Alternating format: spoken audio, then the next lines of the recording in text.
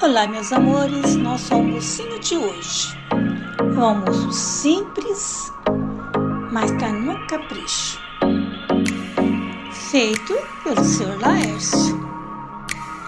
Aqui temos o feijão, o arroz. O Sr. Laércio esquentou o arroz, esquentou o feijão, mas ele cozinhou a mandioca e fritou, fez uma saladinha de tomate e uma de alface. Tá assim pouquinho porque o Sr. Laércio